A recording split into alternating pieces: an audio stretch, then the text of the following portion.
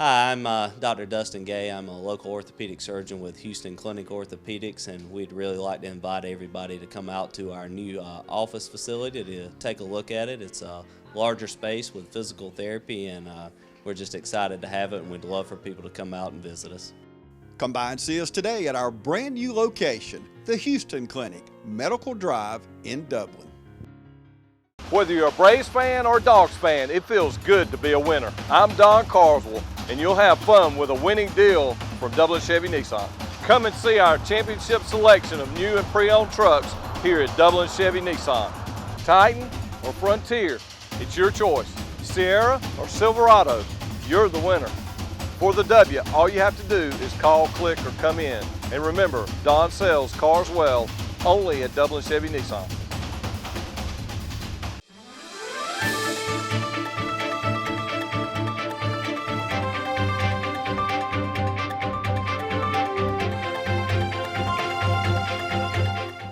Welcome everybody. I'm glad to have with me today Stacey Brooks, and I want you to come in and talk about foster care. It's something that we really don't talk about a whole lot, but it's something that we need to talk about, and there's a lot of people, a lot of children in foster care that need a family, aren't they? There are. Unfortunately, our area has a pretty high number of children that are in need of foster care, and when we don't have families here for those children, they end up in other counties with a new area on top of the trauma they're already in. They end up in areas that they're not familiar with. They may end up in new schools, and so there's definitely always a need for good foster families here in our area. Any given day, you could have 150 to 200 children just in our county alone that are in foster care. So tell us your story. What got you in being a foster family, you and your husband, and your travel down your road? So my story's a little different than a lot. I like to say that God just kind of perfectly blended our families overnight. I'll give you a little background. My husband and I were in our early 40s, and we got a call. We were not a licensed foster home, what you would consider a licensed foster home. We were helping a family member out that had got a call that, 3 children that were in their family were being taken from the biological parents because they were being abused, drugs, the story we see time and time again. And they said, could you just help? They were older, could not provide the care, necessarily, or everything it entailed. They worked. At that time, I was, able to be at home. Had just started going back to school myself after, my children were a little older. And so we got the call, could you just help for the weekend? They want us to take these 3 children in. We really don't have room. Would you just help us out? And of course we said yes, we'll just help just for the weekend. It's just a weekend. And by the end of the weekend, these 3 beautiful children had blended perfectly with our family. They were from 16 months up to 8 years. And so we had a 16-month-old, a 3.5-year-old, and an 8-year-old that we were helping over the weekend. We really weren't familiar with the foster system at all. It's something, unless you become intimately familiar with, you really have no idea what all it entails. And we basically just said yes to helping 3 children to keep them together. They were going to be separated into different counties because there wasn't a family that could take all 3 of them that was a licensed home. And we offered to help another family member out. Because they will initially, if a child is being removed, they try to reach out to other family members before they place them in foster care.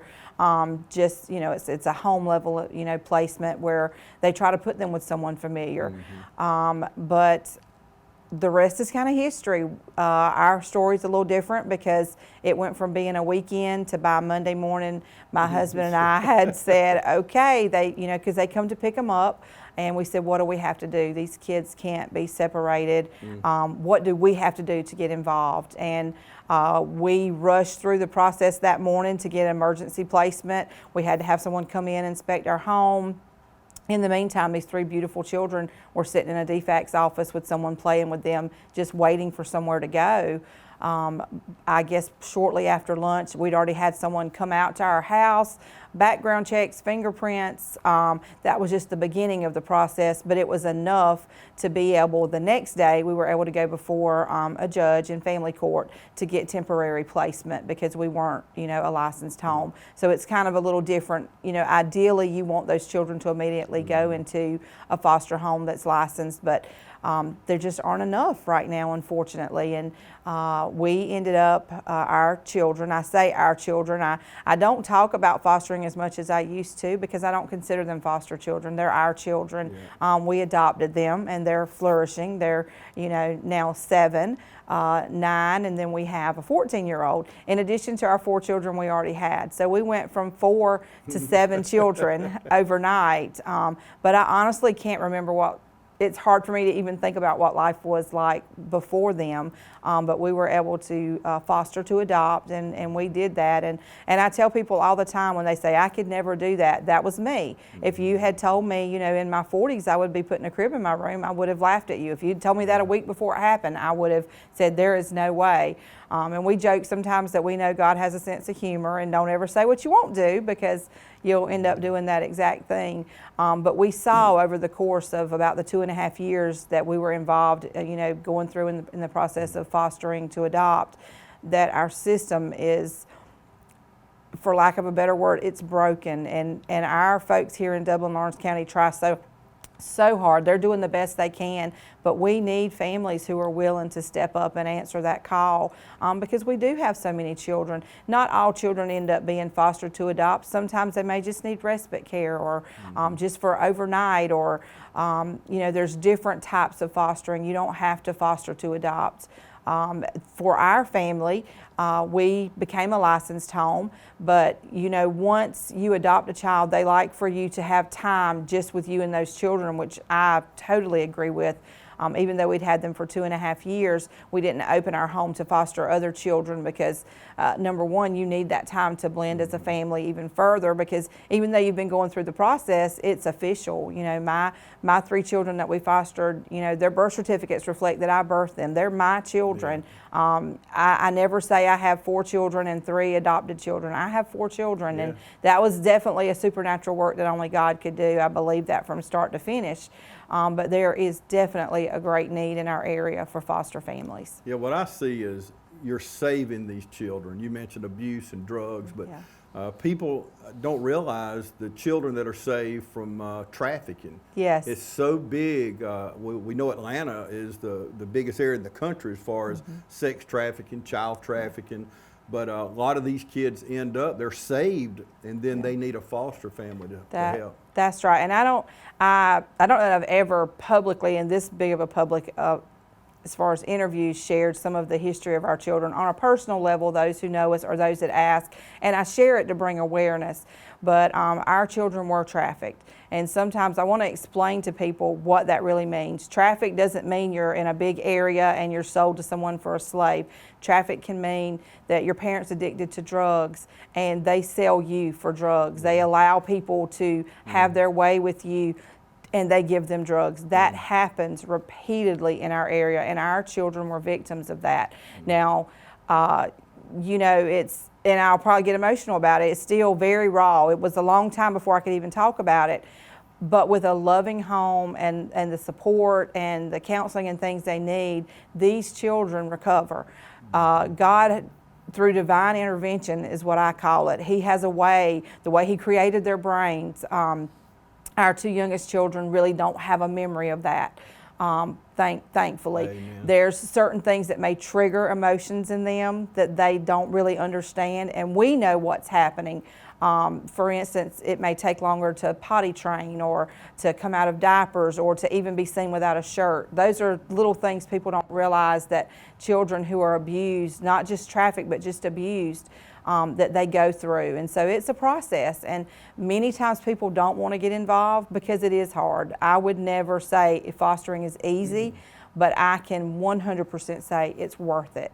You know, it's worth it. It's worth it for the difference that you see in them, for the lives that can be changed, and it's worth it for the families that can reunify. That's always the goal when, you know, when someone is removed from their biological parent's home. The goal is always reunification, but so many times, even more now, it seems we're seeing that these children are not reunified because, quite frankly, we're right in the middle of a drug pandemic in addition to a COVID pandemic. You know, the drug and alcohol abuse that's even right here in Dublin-Lawrence County is at an all-time high, and our children are suffering because of that.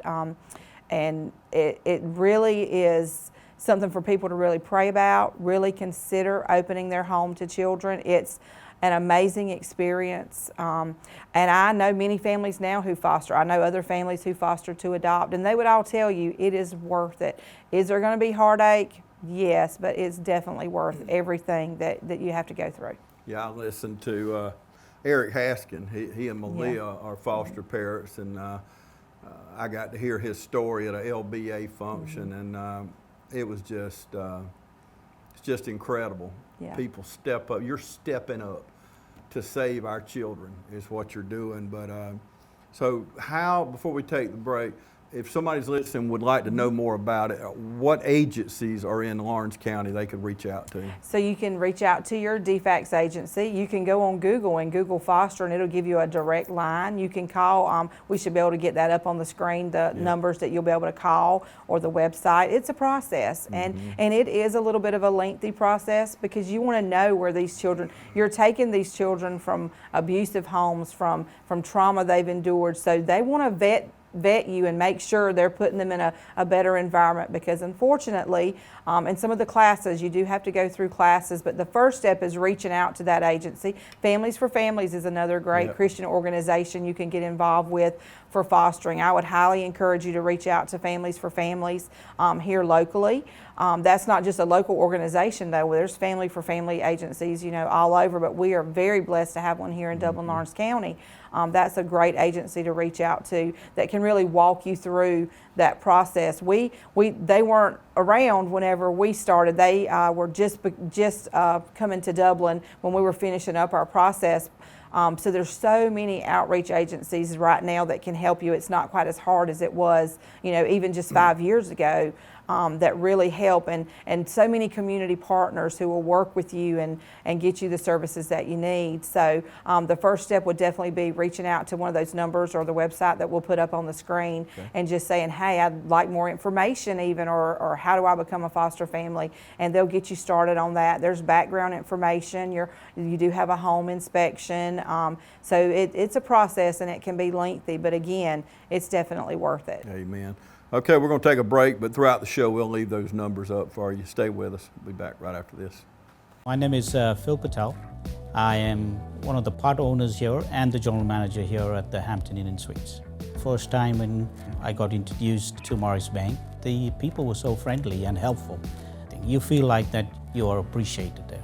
At Morris Bank, everybody down at the bank is so friendly, and not just to myself, they're just friendly to everybody. They want us to succeed because our success is their success at the same time. That makes a lot of difference, and they're always there for us. The City of Dublin Natural Gas provides the most cost-efficient source of energy available today. So for your home, choose the most natural resource, safe, clean, efficient. All new subdivisions around the Dublin area have natural gas available. Start reducing your energy bills today with Dublin City Natural Gas Department. Natural gas, the smart choice. Call 277-5048 today and let us help you start saving today. Here at Stepping Stone, you are never alone. If you or someone you know has been a victim of sexual assault, please call our fully confidential crisis number at 478-595-8339.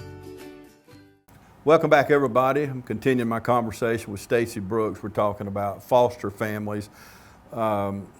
We've talked about a lot in a little bit of time, but what kind of problems do you run into? That's one thing people probably listening would want to know, but what are some of the problems? So some of the problems you may run into, of course, would be these children, many have been abused, whether it be sexually, physically, abandonment. You'll have children they're used to basically fending for themselves, living on their own. They're not used to having anyone tell them what to do. And when I say children, James, I mean primary school age that have been taking care of themselves or even taking care of babies and younger siblings. So there are problems. There's going to be counseling they'll need, therapist sessions. There's going to be a sacrifice of your time. There's going to be a need for you to be patient with them and walk through the process with them. They're going to be angry because you took them from what they believe is normal. That, I would say, is probably one of the hardest things to deal, speaking from my personal experience, especially with older children. They believe what they were living in is normal. They believe someone doing things to their bodies was normal. They believe that not having food to eat is normal. They believe in having to steal to eat is normal. So you do have to, be able to deal with those things and address them in a loving, compassionate way, and know that it's a retraining process that you have to go through, because that's what they're used to living. And there will be an element a lot of times of anger, because you're taking them from the only family they've ever known, and they believe that was a normal environment. That's probably one of the hardest parts for them to kind of, I hate to say get over, but that is definitely one of the hurdles they have to overcome is understanding that that's not a normal behavior. So how do you discipline children like that? So you definitely don't spank children. Right. They'll let you know that's because you're talking about kids who have been abused. Yes. They don't know what discipline is. They know what beatings are. Yeah. They don't know what correction in the right way. You have to be kind. You have to be gentle. You can do that in a firm way, but you definitely never want to put your hands on a child who's in foster care, because those children literally have lived through more in their short time than most of us adults will ever have to live through. So, but there again, there are agencies, there are therapists. We were fortunate enough that we had a wonderful play therapist that came down and that worked with our family as well as on an individual basis, that can kind of give you those coping tools to use, because they do respond differently. But they're either usually very loving or very standoffish, and you kind of have to learn which. Even in our set of 3 that we fostered, one was very much loving, nurturing, wanted to hug. They craved that affection because they'd never had it. Yeah. And then one was you couldn't touch him at all because he had been so severely abused, and he just related touch with pain. And it's hard. Again, it's hard. It's worth it, but it's hard. I won't sugarcoat it, because these kids need loving homes that will be able to give them the correction they need and be able to love them through this process. So there is an element of almost as parents, especially, my youngest was already a teenager when I took in, 3 more. And so, we all kind of get set in our ways on how we discipline, how we speak to our children. Our children know us, and they know, hey, there's a different level when mom says don't do that and when mom says don't do that they kind of know. So you almost have to retrain yourself. And that comes with a lot of help, a lot of research, reaching out. There's great foster family groups where you can meet, or even, social media is great for that. Zoom calls, work together with other families to kind of see what works. But it's basically you have to almost retrain the way you think about discipline in a way, because you don't want to do anything else that would further traumatize children who have been removed from such traumatic experiences already. So you've answered a lot of the questions as far as help that's available. What about financially? Is there help, either tax breaks or financial help? So yes, there is a stipend that you can get once your home becomes licensed. You do have to be a licensed foster home in order to get a stipend, it's back. I think it's probably around $460. It depends on the age of the child per child. Once you become a licensed home, you're able to get that to help offset those costs. Will it, it'll help offset the costs. It won't be enough. You definitely don't want to foster if you're doing it for money, because it's not, I know people do believe that sometimes people foster because it's money. Let me tell you, you're not going to make enough money to cover, you know, they do help, and then they have other programs to try to help, you know, insurance and things. But you do get money that's able to, you know, help you to provide for that child for clothes. Then again, it goes back to Families for Families. They have a clothes closet. You can come in and just shop, so you don't have to go out and buy all those clothes. Formula, if you need things like that, they're a great organization that when you go through them have those options available. But you are able, the state does allow you that stipend each month to help you with those expenses that you incur. Yeah, and we encourage you to reach out to Families and donate. I know we've donated before, but that helps them offset things. That's right. It truly takes a village. It takes a community of people to pull this off. Yes, and they're great working with different churches that work with Families for Families. We have, you know, some in the healthcare field who, you know, have formula that's going to be trashed, or, you know, even people who get formula and they nurse instead, don't throw that formula away. Yeah. There's always, you know, agencies, and because it takes a while, you know, most of the children in foster care who are under a certain age are, you know, they can get WIC and things like that, but it's a process. You don't get bumped to the front of the line just because you have a foster child. So it may take weeks or a month, you know, to get in to get that formula that you need. So that's where those agencies that you can donate to will be able to really use and utilize that help. So I was looking at you when you were talking about the kids. So you're going to you fell in love with these children the first weekend and didn't want them to go. Is there cases where they are returned to their biological parents? If so, what kind of cases are those? And after you fell in love with them, that's got to be heartbreaking. That is, and I would say that's one of the biggest reasons people don't want to get involved. It's hard. From the time that we took, you know, our 3 babies in, I couldn't imagine them ever going back.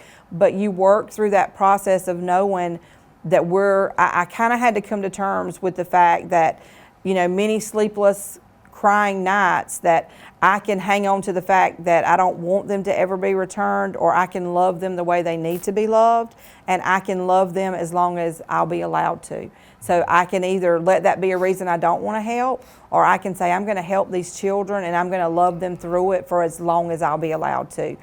Because the goal is always to reunify them with their parents. Like I said, unfortunately, a lot of times that's not possible because parents choose drugs, alcohol, they choose those things over their children. It's hard for you and I to think that because our brains aren't engineered that way.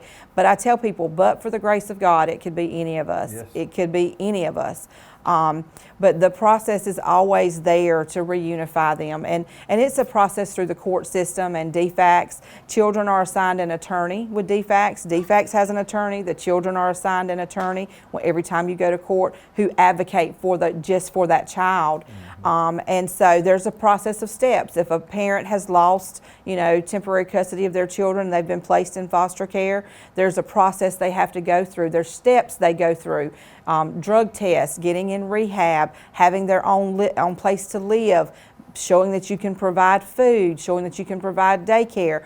You know, all those steps you have to get through that we consider sort of normal parenting. They have to be able to prove they can do all those things, because I do want to make it clear, it's not an easy thing. DFACS doesn't just come in and snatch children away.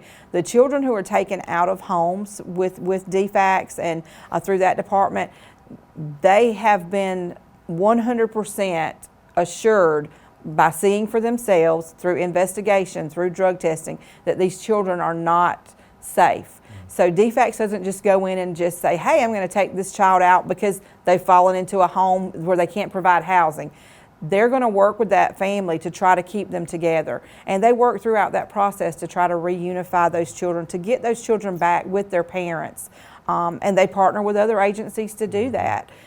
So it is always the goal, once a child has been removed from care or removed from a home, the goal is always to reunify them with their family. We do see that doesn't happen a lot. There are state guidelines about the time limit that you should have to do that, depending on the child's age. But I can tell you there are so many children in foster care right now. When we fostered to adopt, one of the saddest things we were ever given was a book that had children in it who were waiting to be adopted out of foster care. In other words, their families had already lost, you know, had been stripped of parental rights. You have a thick book of children, families that special needs children. If you can help special needs children who are in foster care, that's a great need. But they gave us a book. It just kind of came in with some of the information they gave us when we went through classes, and I was astounded at the number of children in there who are, who have already been removed permanently. Their families either don't want them and signed away their parental rights, or their rights have been removed because it was never going to be suitable for them to return. And they're just waiting on a foster family that will step up and take them in. Well, you see the information right there on the screen. We're talking about foster care. We're going to come back and wrap things up right after this. The diesel and automotive technology programs at Oconee Fall Line Technical College are hands-on and can be completed in a year and a half or less. Students gain valuable experience working on state-of-the-art equipment and training aids, and even maintain the college's diesel truck and vehicle fleet, which allows them to see the real-world issues they'll encounter on the job before they graduate. During labs, students are exposed to every part of the automobile or diesel truck and are required to put the theories they've learned in the classroom and during lectures into action. OFTC's diesel program is certified through Daimler Trucks of North America's Get Ahead program, which allows students to add certifications to their resume before entering the workforce.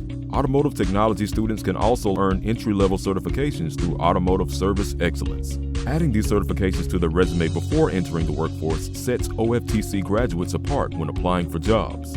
These programs are flexible, and instructors work with students to accomplish their individual goals. Day and some evening class options are available, and the majority of a student's classwork is done online, so time on campus is spent applying knowledge and practicing skills through lab assignments. Careers in the diesel and automotive technician industry are in demand, and the more a technician learns, the more valuable they become to their employer. Opportunities in these fields are endless.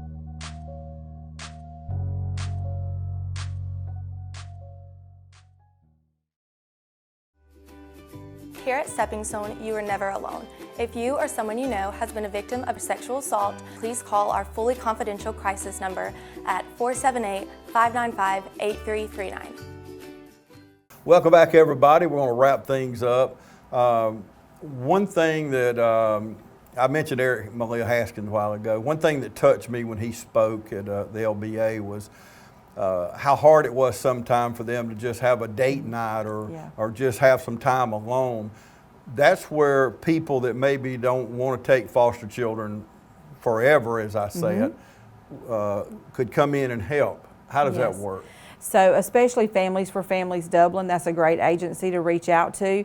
They can have volunteers who go through, for lack of a better word, a vetting process, because you can't just leave foster children. You can't just take them to the local daycare that we may not know anything about, or you can't leave them with Uncle Bill who, there is a process. You want to always, safety is always a top priority for foster children. So you can go through those agencies, and they have volunteers that might provide a date night. Also, if you are interested in foster care, you could be a foster home who only provides respite care. In other words, you may have a foster family who has a sickness come up they may not know about. They may have to have surgery, and they need somewhere for that child to be just long enough for them to recuperate. You can have respite care, and that still falls under the foster care. So go through that process. That number we keep putting up, so many different ways you can help. It doesn't mean that you're taking a child in, from now until they turn 18. It just means you might want to be a respite foster care home. So many different ways people can help. Provide date nights. Just provide a good, safe environment for these children to be able to have other people they can play with. That's one great thing about Families for Families, or I can't say enough about our church. Cross Point Community Church was so supportive of us with our children. They loved on them like, they were our own from the very beginning. So having that good support system, having that before you ever, become a foster family can help you so much in the grand scheme of things. Just because you want to give them as much stability as possible. But yes, so many things ways you could get involved, not to foster to adopt, but just to foster to help in that time of need. Yeah, you could also get involved with Stepping Stones and CASA. Yes, Stepping Stone is a great agency. Our children, all three of them, had to go there for forensic interviews. Anytime you think children may be abused, they go there.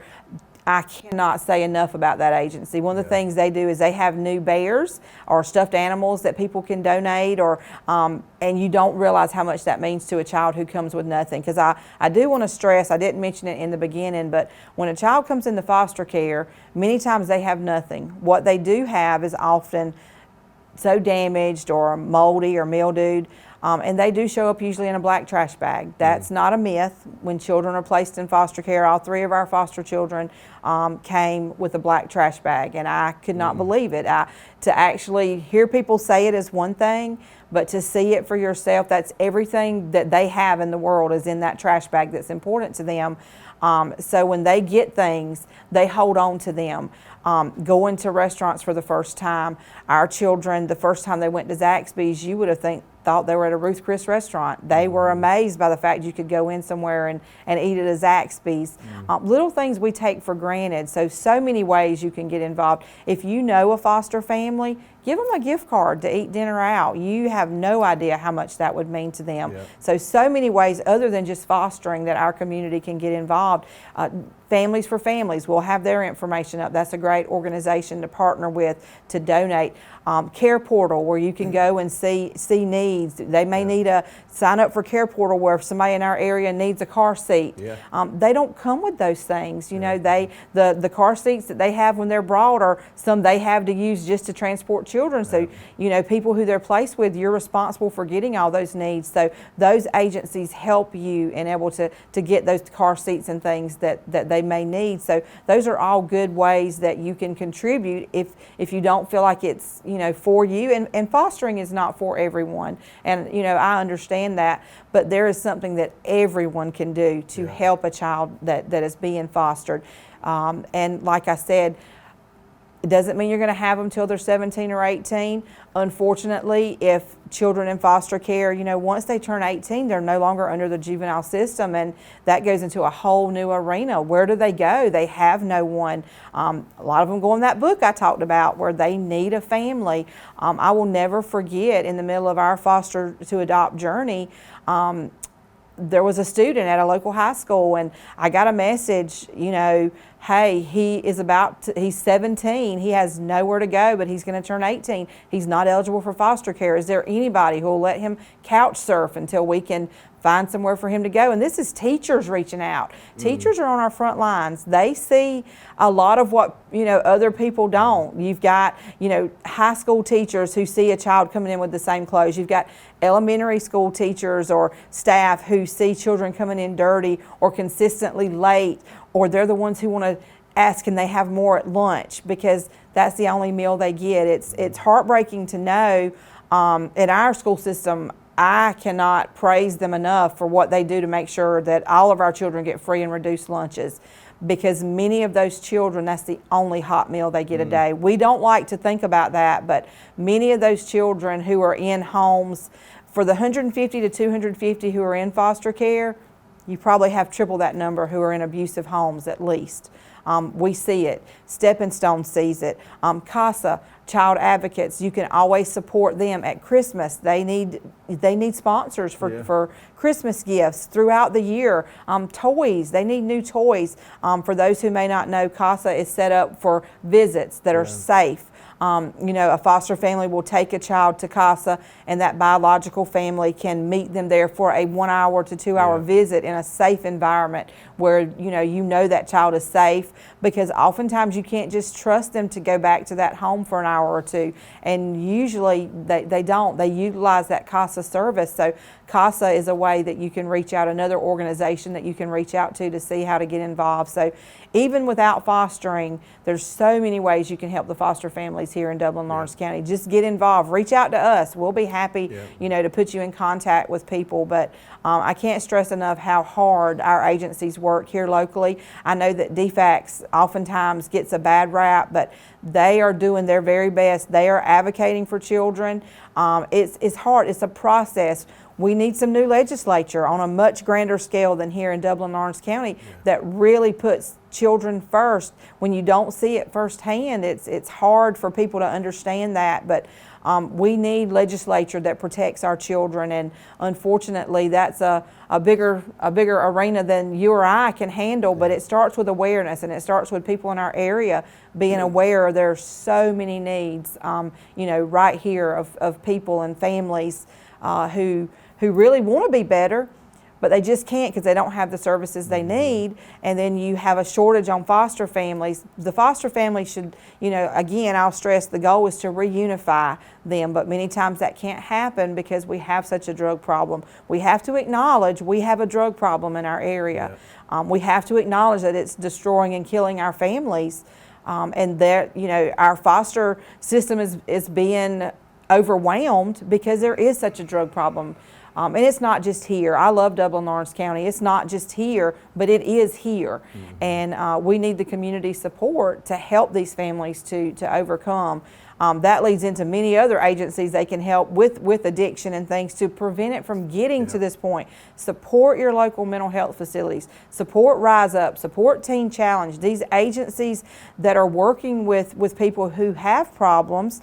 The City of Hope. Support all those agencies who are working, because if not, those children are going to end up in foster care. So if we can help those agencies before they get to the foster system, then we are saving children.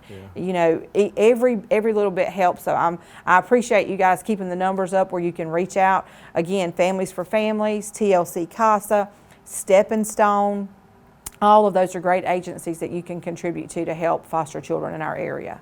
Okay, you see it all on the screen right there. We're going to give you another few seconds to write it down. If you're just joining us, we're talking about foster care.